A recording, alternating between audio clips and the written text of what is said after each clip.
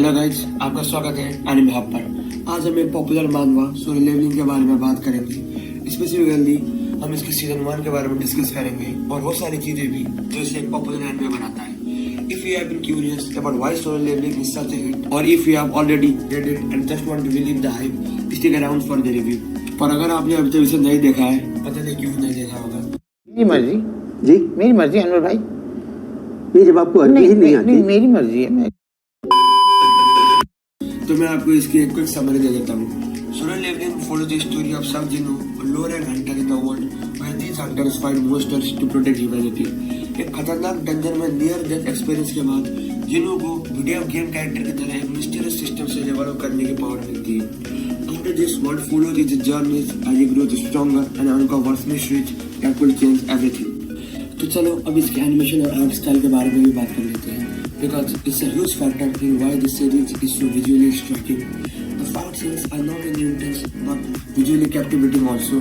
From the monster designs to the action sequences, the art is clean and vibrant. जैसे जैसे हम नए नए एपिसोड्स देते जाते हैं, एनिमेशन क्वालिटी भी इम्प्रूव हो जाती है। Honestly speaking, काफी सारे फाइट सीन्स तो सिनेमैटिक लेवल पर है। आप लोगों को एपिसोड 9 का बैटल तो याद ही होगा। इसमें हमारा मेन कैरेक्टर जिन्नू एक B-rank हंटर टाइसिक से लड़ता है। उस बैटल की तो मैं जितनी तारीफ करूँ उतनी कम है। तो choreography, the animation and the sound effects, everything was top notch. और जैसे जिन्नू अपने पुराने मेंबर के सामने पावर फ्लेक्स करता है, That was really satisfying कि कैसे वो पहले एक B-rank हंटर था पर अभी वो सिस्टम की मदद से इतना पावरफुल हो चुका है कि B-rank हंटर से भी इजीली क्लास कर सकता है। कैरेक्टर्स पर आ ही गए हैं तो जिन्नू के बारे में और भी कुछ चीजें जान लेते हैं।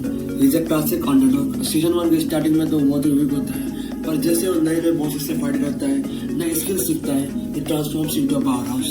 Although some characters are a bit underdeveloped in this season, others are really interesting.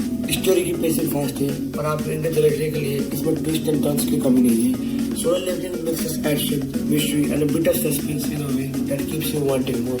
और ये तो शुक्रिया। ये अभी ट्रेलर है, पिक्चर अभी बाकी है। मैं बोला है ना, पिक्चर अभी बाकी है।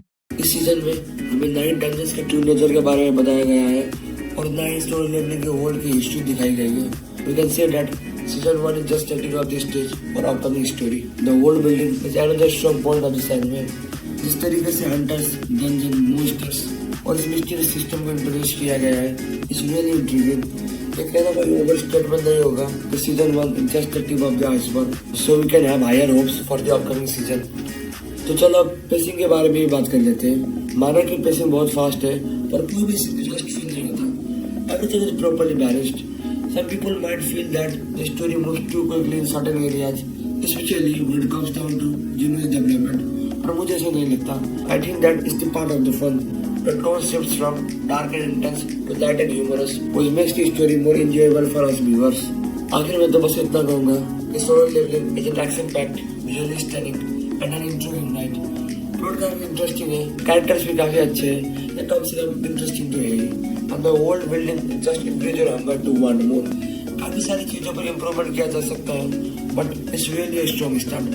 अगर आप लोगों को एक्शन फैंटेसी जॉनर का एनिमे पसंद है, तो solo levelling definitely worth checking out. अब जाने से पहले वीडियो को लाइक, शेयर और सब्सक्राइब करके बेल आइकन दबाना ना भूलें। And also don't forget to comment your views and opinions in the comment section. मिलते हैं जैसे और नए एनिमे टॉपिक पर, तब तक के लिए सायोनारा।